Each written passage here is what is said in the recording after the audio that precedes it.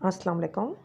अगर कोई भी वर्ब है या कोई भी सब्जेक्ट है तो हमने बेसिकली सब्जेक्ट को जो सबसे पहला सब्जेक्ट है यानी कि उसको हमें देखते हुए जो है वर्ब का इस्तेमाल करना होगा। समटाइम्स ऐसा होता है कि सब्जेक्ट है उसके साथ जो है कोई स्पेसिफिक सब्जेक्ट भी यूज़ हो रहा होता है। तो हमने क्या देखना है कि जो सबसे पहला जो सब्जेक्ट इस्तेमाल हुआ है सेंटेंस का, हम उसको देखेंगे सबसे पहले और फिर देन उसके साथ वर्ब का इस्तेमाल करेंगे। उसके आगे यूज़ होने वाला कोई भी अगर सब्जेक्ट है तो उसको हम जो है वर्ब यूज़ करते हुए कंसिडर नहीं करेंगे। क्लियर हुआ पॉइंट? जैसे the list of spare parts, the list of spare parts was long. अब लिस्ट की बात हो रही है, द लिस्ट स्पेयर पार्ट्स, हालांकि इस वक्त प्लूरल है लेकिन हमने आगे वाला नहीं देखना, हमने जो पहले यूज़ हुआ है सबसे पहले वो देखना है। द लिस्ट जो है वो सिंगुलर है, हमने वॉज इस्तेमाल कर दिया, वॉज लॉन्ग। इसी तरह फिर अगर हम इसको लिस्ट की जगह लिस्ट्स यूज़ कर देते यानी प्लूरल बना देते the list of spare parts, तो उस सूरत में भी हम लिस्ट ही को देखते।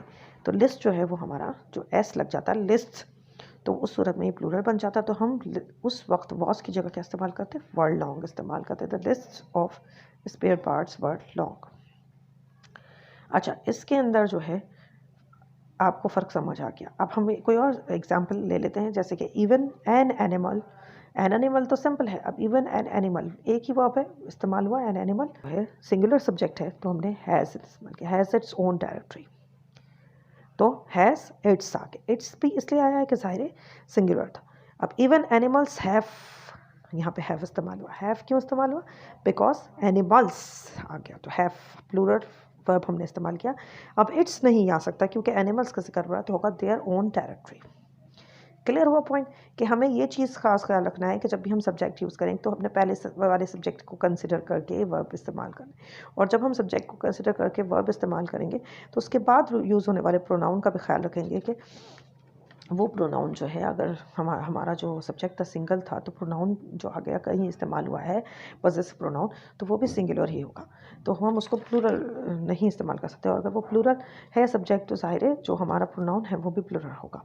तो इन चीज़ों का होता है। और अगर आप थोड़ा सा जब सेंटेंसेस बना रहे हों तो उनकी थोड़ी सी ट्रांसलेशन अपने माइंड में बना लें, तो उससे भी जो है आपके सेंटेंस जो है वो करेक्ट हो जाते हैं। ठीक है ना। अब the school of boys is close today. लड़कों का स्कूल आज बंद है, तो है आएगा, है नहीं हो सकता, बहुत ज़्यादा नहीं हो सकता, प्लूरल नहीं हो सकता। क्यों? स्कूल की बात हो रही है, बॉयज़ की बात नहीं हो रही है। The school of boys close is close today. अगर बात हो रही होती बहुत ज़्यादा स्कूल्स की तो क्या होता,